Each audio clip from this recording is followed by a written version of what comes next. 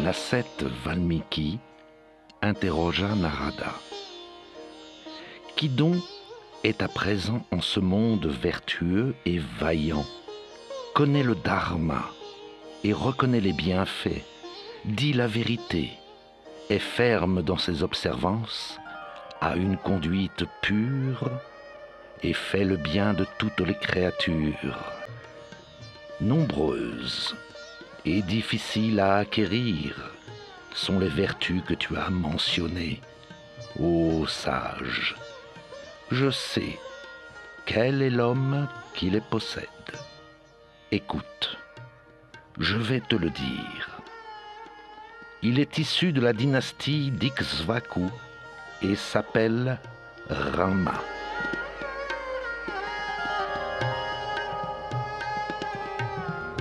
C'est ainsi que commence le Ramayana, littéralement la longue marche de Rama ou la geste de Rama, qui nous raconte l'histoire de ce prince aux immenses qualités, avatar du dieu Vishnu. Le Ramayana est un chef-d'œuvre de la littérature indienne, un texte fondateur. Transmis par la tradition orale, le Ramayana fait également l'objet de plusieurs versions écrites au cours des siècles. La plus célèbre est celle attribuée à Valmiki, rédigée en sanskrit aux environs de notre ère. Dans son récit, Valmiki ne se présente pas comme celui qui raconte, mais comme celui qui écoute, poursuivant ainsi la tradition de la transmission orale. Nous vous invitons à découvrir cette très belle édition du Ramayana qui comprendra 1400 pages, 700 illustrations, 7 volumes sous coffret illustré. Nous avons accompagné cette épopée lumineuse de 700 miniatures indiennes de la fin du XVIe siècle au début du XIXe siècle, illustrant scène par scène les chants du Ramayana. Cet ouvrage est le fruit d'un travail de recherche immense. 10 années ont été nécessaires pour identifier, retrouver, rassembler, image par image, manuscrit par manuscrit, la plus grande quantité de miniatures existantes du Ramayana. Amina Okada, conservatrice en chef au Musée des Arts Asiatiques Guimet à Paris, historienne d'art, commissaire d'exposition et auteur de nombreux ouvrages consacrés à l'art indien, a accepté d'assurer la direction scientifique de notre édition. Grâce à son travail remarquable et à son exigence énorme, la sélection des miniatures rend hommage à la beauté et à la diversité de la peinture indienne.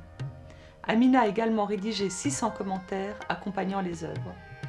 La peinture indienne a illustré de manière abondante le Ramayana. Il était donc difficile de faire un choix. Le critère premier était bien sûr le caractère esthétique d'une œuvre, sa beauté, la rutilance de ses couleurs, la qualité également de la miniature, car certaines sont anciennes et donc dégradées ou abîmées par le temps.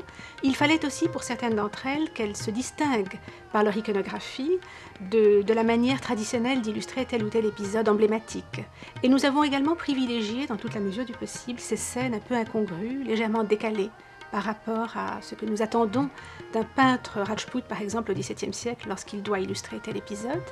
Et c'est toutes ces considérations qui nous ont permis donc de sélectionner dans cet immense océan de la peinture indienne, entre les écoles du Rajasthan, c'est-à-dire les écoles du Mewar, du Marwar, de Kishangar, de Bundi, de Kota, de Jaipur, les écoles dites des collines ou Pahari. Et là, nous avions l'embarras du choix pour sélectionner parmi de très beaux manuscrits telle ou telle image qui illustrait plus particulièrement tel ou tel chapitre ou tel épisode du Ramayana que nous avions bien sûr à cœur d'illustrer.